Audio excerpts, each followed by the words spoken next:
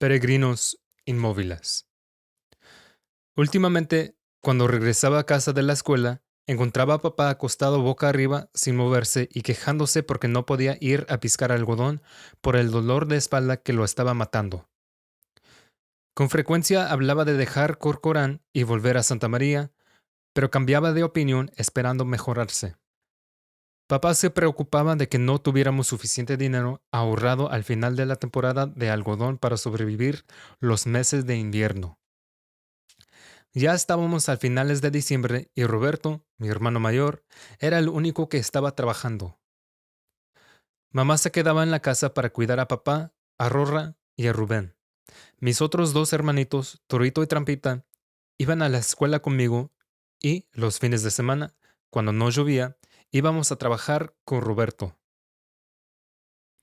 El único algodón que nos quedaba por piscar era la bola, los restos de la primera cosecha que pagaban a centavo y medio la libra. Pero ese día, cuando llegué a casa, papá no se quejaba por nada, ni siquiera de su espalda. Tan pronto como entré en la chocita, se estiró para enderezarse y levantarse del colchón que estaba en el piso y exclamó: «Mijo, ¿estás bien?» «Sí, papá», respondí, preguntándome por qué él se veía tan preocupado. «Gracias a Dios», dijo. «La migra barrió por todo el campamento hace como una hora y yo no sabía si había ido a tu escuela también». Mamá seguramente notó el miedo en mis ojos cuando escuché la palabra migra, porque ella inmediatamente se me acercó y me abrazó. Esa palabra provocaba un gran temor en mí porque recordaba la redada que habían hecho los de inmigración en Tent City, un campamento de trabajo en Santa María, donde vivíamos antes. Fue un sábado, ya por la tarde. Yo estaba jugando canicas con Trampita enfrente de nuestra carpa cuando oí a alguien gritar: «¡La migra! ¡La migra!». Yo vi como varias camionetas chirriaban al pararse, bloqueando la entrada al campamento. Las puertas de las camionetas se abrieron rapidísimo y salieron unos hombres armados vestidos en uniformes verdes. Ellos invadieron al campamento, registrando las carpas en busca de trabajadores indocumentados que corrían, tratando de escapar al monte que estaba detrás del campamento. Agarraron a muchos, como a Doña María, la curandera, y los metieron como un rebaño de ovejas en los coches de la patrulla fronteriza. Pocos lograron escapar. Nosotros tuvimos suerte porque mamá y Roberto se habían ido al pueblo a comprar provisiones y cuando los oficiales pasaron por nuestra carpa, papá les enseñó su tarjeta verde que Ito le había ayudado a conseguir.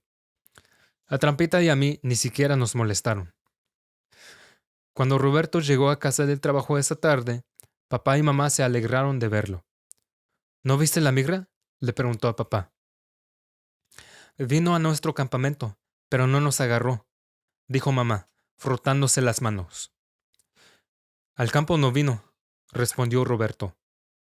Entonces no saliste con la migra, dijo papá en broma, tratando de aliviar la tensión.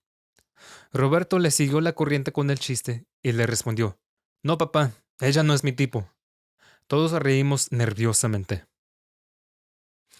Cuando papá dejó de reír y se mordió el labio inferior, yo sabía lo que venía después. «Tienen que tener cuidado», nos advirtió, moviendo su dedo índice al señalar a Roberto y a mí.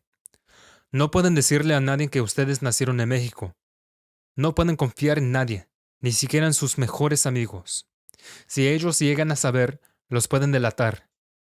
Yo ya había oído esas palabras tantas veces, que hasta me las había memorizado. «A ver, ¿dónde naciste, Panchito?», me preguntó seriamente, dándome una mirada penetrante. «En Colton, California», respondí instintivamente. «Bien, mijo», dijo él. Roberto entonces le dio a papá el dinero que había ganado ese día. Papá apretó sus puños, desvió la mirada hacia la pared y dijo: «No sirvo para nada. No puedo trabajar, no puedo mantenerlos, ni siquiera puedo protegerlos de la migra». «No diga eso, papá», respondió Roberto. «Usted sabe que no es así». Papá miró a Roberto, bajó los ojos y me pidió que le trajera la cajita pequeña de metal plateado donde guardaba los ahorros. Cuando se la traje, se sentó, la abrió y contó el dinero que había dentro.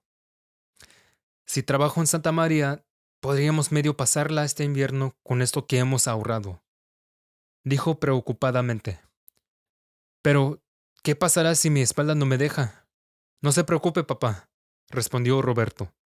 Panchito y yo podemos encontrar trabajo en Santa María, desajijando lechuga o piscando zanahorias. Viendo que esta era una buena oportunidad de persuadir a papá para que saliéramos de Corcoran, y sabiendo que yo estaba ansioso por regresar a Santa María, mamá me guiñó el ojo y le dijo a papá: Roberto tiene razón, viejo. Vámonos. Además, puede que vuelva la migra por aquí otra vez. Es más seguro vivir en Santa María. Después de una larga pausa, papá finalmente dijo: Tienes razón. Nos volveremos al rancho Bonetti, mañana por la mañana. Como golondrinas retornando a Capistrano, nosotros regresábamos a nuestro nido, Rancho Bonetti, en Santa María, cada año después de que se terminaba la temporada de algodón en Corcoran. El rancho se había convertido en nuestro hogar temporal. Habíamos vivido siempre allí en barracas 8 meses del año, de enero a agosto, desde que el campamento para trabajadores en Tent City había sido destruido. El rancho estaba al este de Main Street, pero no tenía número de ubicación. La mayoría de los residentes eran trabajadores agrícolas. La mayoría de los residentes eran trabajadores agrícolas mexicanos que eran ciudadanos americanos o tenían visas de inmigrantes como papá. Esto hacía al rancho relativamente seguro en relación a las realidades de la migra. Estaba tan emocionado con volver al Rancho Bonetti que fui el primero en levantarme a la mañana siguiente. Después de empacar nuestras pertenencias y cargarlas en el carro, nos dirigimos hacia el sur, a Santa María. Casi no podía contener mi entusiasmo. Roberto y Trampita estaban emocionados también. Me imaginaba que así era como se sentían los niños cuando hablaban de sus viajes de vacaciones. Papá no pudo manejar por el dolor de espalda. Por eso Roberto condujo la carcachita. El viaje nos llevó como 5 horas, pero a mí me parecieron 5 días. Sentado en el asiento de atrás, abrí la ventana y saqué la cabeza buscando letreros que dijeran Santa María. ¿No puedes ir más rápido?, pregunté impacientemente, pinchándole la espalda a Roberto con el dedo. Claro, si quieres que nos den una multa, respondió él. Eso sería el colmo, dijo papá, riéndose entre dientes. Si eso pasara, sería mejor de una vez entregarnos a la migra. Inmediatamente cerré la ventana y me eché para atrás en el asiento sin decir ni media palabra. Después de algunas horas, mamá sugirió que paráramos para comer el almuerzo que ella había preparado esa mañana. Yo tenía hambre, pero no quería perder tiempo. «Podemos comer en el carro», dije, esperando en que mis hermanitos apoyaran la idea. «¿Y Roberto qué? Él no puede comer mientras conduce», respondió papá. Paramos al lado del camino para comer. Papá se bajó cuidadosamente del carro, agarrándose del brazo de Roberto y del mío. Se acostó en el suelo y estiró la espalda. Yo engullí mis 2 tacos de huevo con chorizo y, asegurándome de que papá no me viera, le hice señas a Roberto para que se apurara. «Ya pues, Panchito», dijo Roberto un poco molesto. «Ya casi termino». Después del almuerzo continuamos nuestro viaje, y cuanto más nos acercábamos a Santa María, más emocionado me sentía porque yo sabía dónde íbamos a vivir los meses siguientes. Me hacía ilusión volver a ver a algunos de mis compañeros del 8º grado de El Camino Junior High. No los había visto desde junio del año anterior cuando terminé la escuela. ¿Me recordarían?, pensé.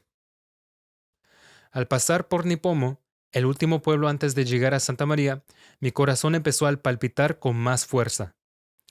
Y tan pronto como vi el puente de Santa María, el cual marcaba la entrada a los límites de la ciudad, yo grité: «¡Ya llegamos! ¡Ya llegamos!». Trampita y Torito también empezaron a gritar y despertaron a Rubén, que se había dormido. Mamá nos miró y se rió.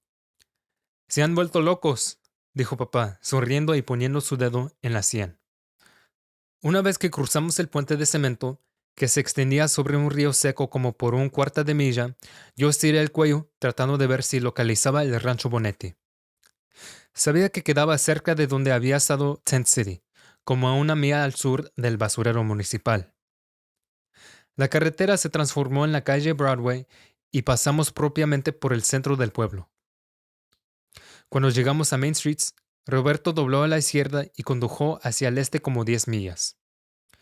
Por todo el camino, yo iba señalando los lugares que conocía: Main Street School, el Crest, la tienda de 5 y 10 centavos, Texaco, la gasolinera de donde llevábamos el agua para beber, y el hospital donde Torito estuvo internado cuando se enfermó.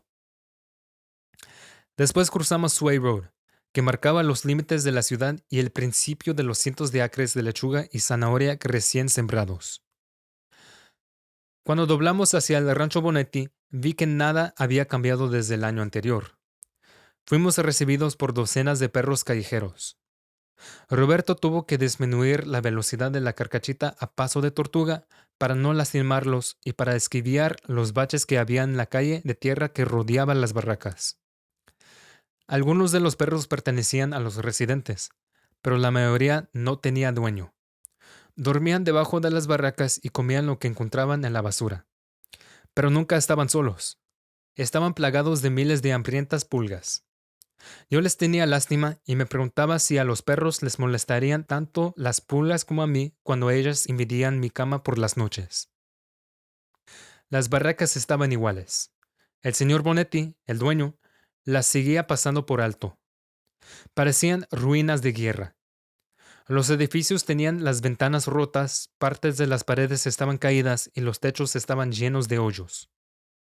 Había pedazos mojosos de maquinaria vieja por todo el rancho. En medio del rancho había un almacén grande donde el señor Bonetti guardaba tablas, cajas de clavos y otros materiales de construcción que pensaba usar algún día. Nosotros rentamos y nos acomodamos en la misma barraca donde habíamos vivido el año anterior. Cubrimos con papel los agujeros en las paredes de cartón de yeso. Pintamos el interior y cubrimos el piso de la cocina con pintura y linóleo que encontramos en el basurero de la ciudad. Teníamos electricidad, y aunque no podíamos beber el agua de los grifos porque estaba aceitosa y olía a azufre, la usábamos para bañarnos. La calentábamos en una olla sobre la estufa y la echábamos en un recipiente más grande de aluminio, que usábamos como tina de baño. Para obtener agua para beber, llevábamos botellones de 5 galones y los llenábamos en la gasolinera Texaco del centro de la ciudad. A lo largo del frente de nuestra barraca, Roberto sembró geranios rojos, rosados y blancos. Alrededor de los geranios construyó un cerquito y lo pintó, usando materiales que también encontramos en el basurero de la ciudad. A la derecha de nuestra casa, a unos cuantos metros, había 3 barriles grandes que servían como basureros para los residentes. El señor Bonetti quemaba periódicamente la basura y acarreaba los restos al basurero municipal en su camioneta grande. Detrás de nuestra barraca estaba el excusado que compartíamos con otras 2 familias. Algunas veces, cuando llovía, la tierra de abajo se movía y hacía que el retrete se ladeara, dificultando mantener el equilibrio estando uno adentro. El señor Bonetti clavó entonces una soga a la pared del lado para que tuviéramos algo de que sostenernos. La semana en que llegamos a Santa María, nos inscribimos en la escuela. Roberto empezó el 10º grado en Santa María High School. Trampita y Torito continuaron sus estudios de primaria en Main Street School. En el Camino Junior High School, yo continué el 8º grado que había empezado en Corcoran la primera semana de noviembre, después de que se había terminado la temporada de uvas. Rubén y Rora eran todavía muy pequeños para ir a la escuela. Mamá se quedaba en casa para cuidarlos. A pesar de que era la primera vez que cursaba el 8º grado en el camino, no me sentía muy nervioso.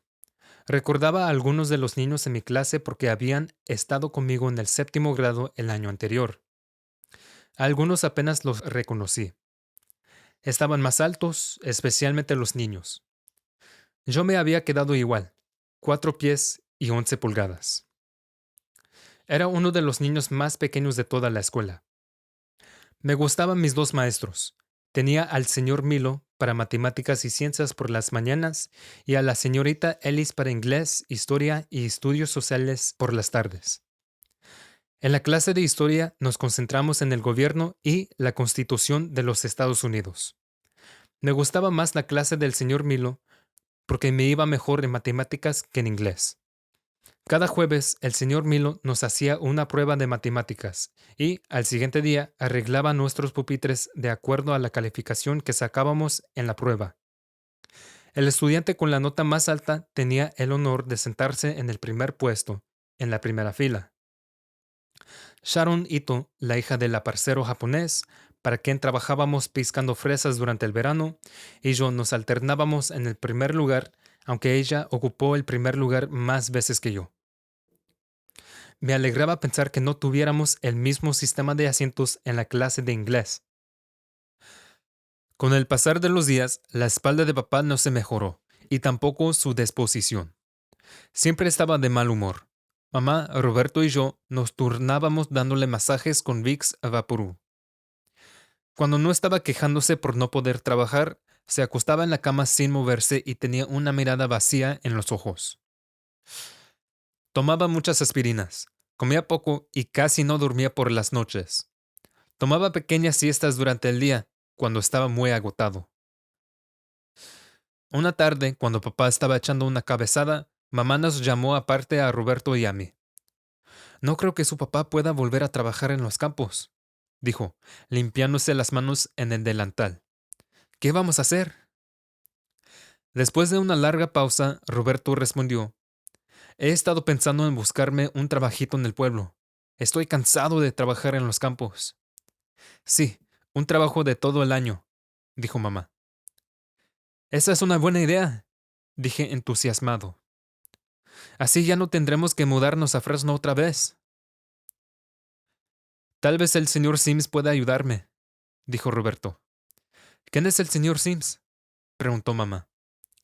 El director de Main Street School, respondí. ¿Se acuerda? Él me dio una vez una chamarra verde. Tratando de refrescar la memoria de mamá, Roberto agregó. Él fue quien me compró un par de zapatos cuando vio que los míos estaban rotos. Yo estaba en 6º grado. Ah, sí, es muy buena gente, dijo mamá, recordando finalmente quién era. El señor Sims estuvo de acuerdo en ayudar a Roberto a encontrar un trabajito de medio tiempo en el pueblo. Le dijo a mi hermano que le avisaría cuando encontrara algo. Mientras tanto, Roberto y yo seguimos trabajando desajijando lechuga y piscando zanahorias después de la escuela y los sábados y domingos. Algunos días después, el señor Sims le dijo a Roberto que le había encontrado un trabajo. Preparó una cita para que mi hermano se entrevistara con el dueño de la zapatería Buster Brown en la calle Broadway ese sábado por la tarde. Roberto, mamá y yo estábamos muy emocionados. Temprano el sábado por la mañana, Roberto y yo nos fuimos al trabajo a desajijar lechuga. Mientras conducía, Roberto no dejaba de hablar de su nuevo trabajo en la zapatería. Su cita esa tarde parecía tan lejos. Para que las horas pasaran más rápido, decidimos competir. Pusimos una marca a 1/3 de nuestros surcos para ver si podíamos llegar ahí sin estirarnos. ¿Listo? Dale, dijo Roberto.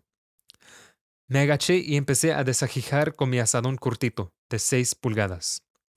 Después de más o menos 20 minutos sin descansar, no podía aguantar el dolor de espalda. Me hinqué y seguí trabajando de rodillas sin parar. Tan pronto como llegué a la marca, me eché al suelo de espaldas.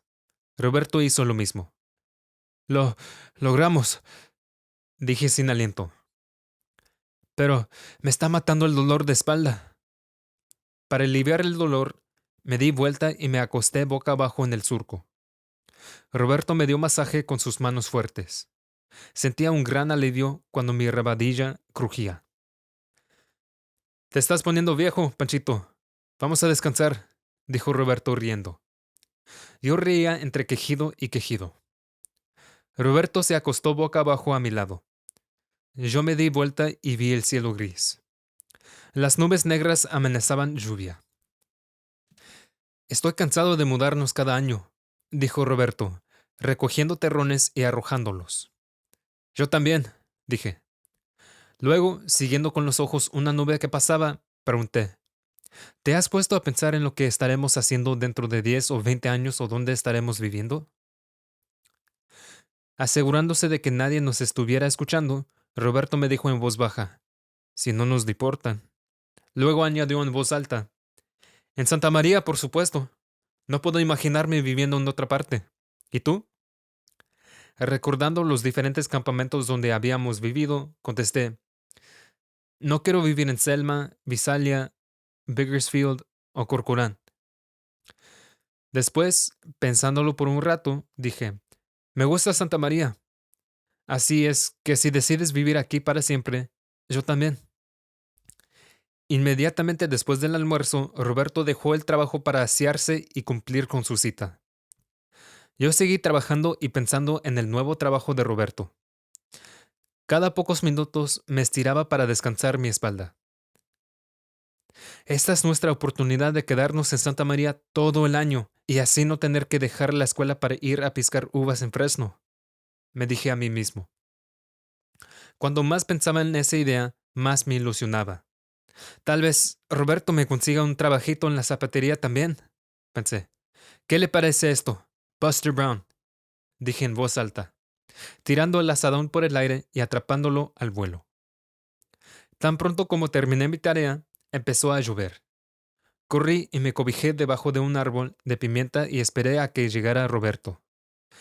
Cuando regresó a recogerme, su estado de ánimo estaba más negro que el cielo.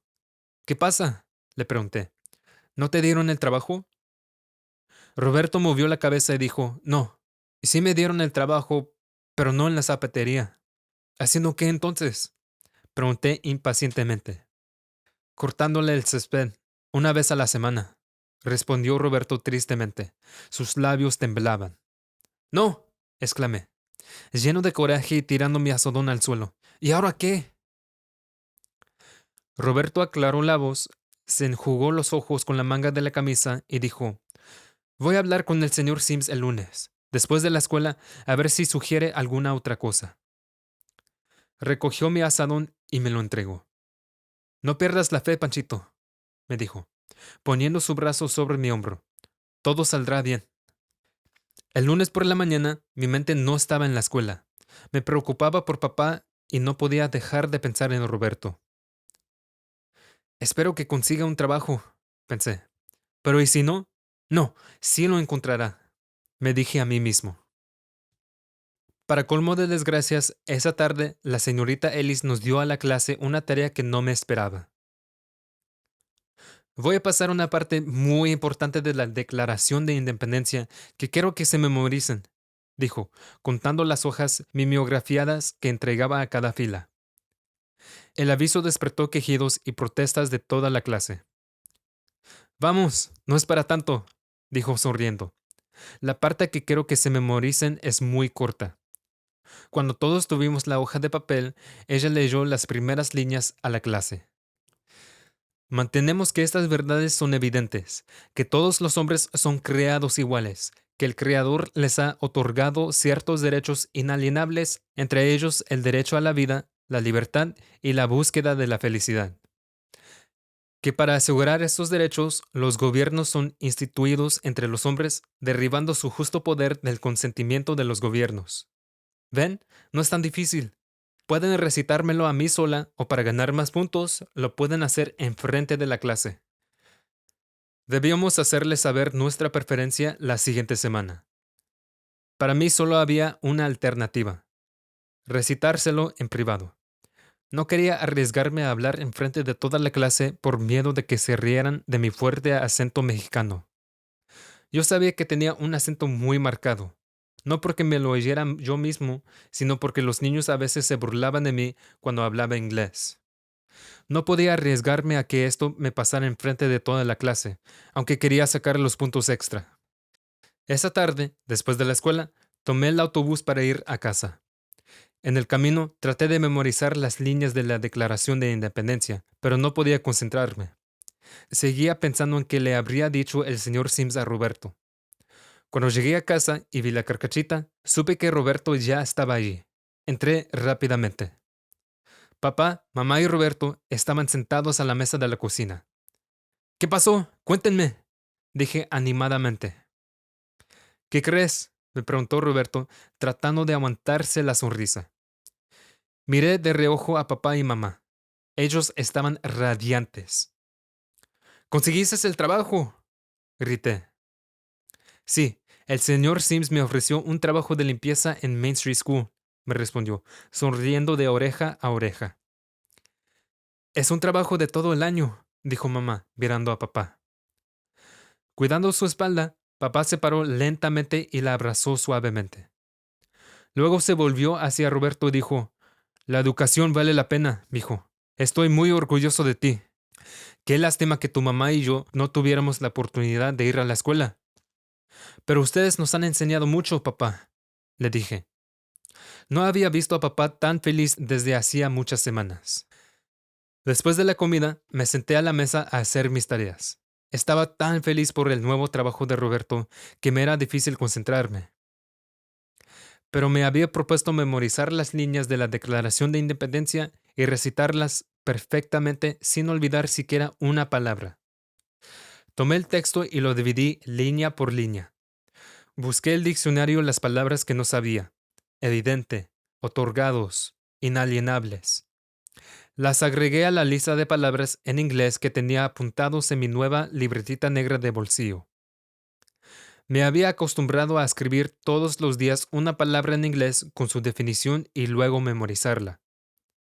Después de buscar la definición de las palabras, escribí el texto completo en mi libretita con las letras pequeñitas. Mantenemos que estas verdades son evidentes, que todos los hombres son creados iguales.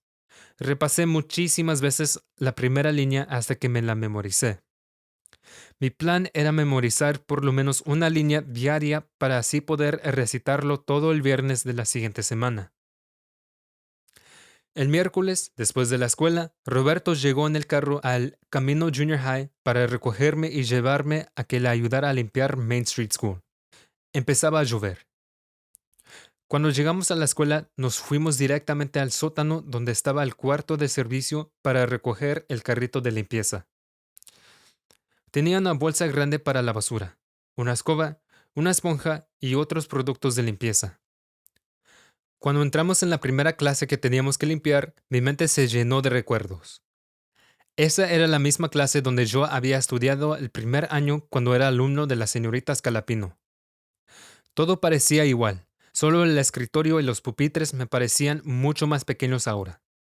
Me senté en el escritorio de la maestra, saqué mi libretita y leí la segunda y la tercera línea de mi tarea que necesitaba memorizar. Que el Creador les ha otorgado ciertos derechos inalienables, entre ellos el derecho a la vida, la libertad y la búsqueda de la felicidad. Fui al carrito de limpieza. Agarré la esponja húmeda y empecé a limpiar el pizarrón al mismo tiempo que recitaba las líneas en mi cabeza. Rayos y truenos interrumpieron mi concentración. Miré por la ventana.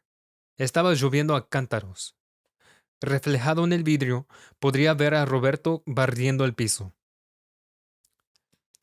Para el viernes ya había memorizado las líneas de la Declaración de Independencia y podía recitarlas con cierta facilidad.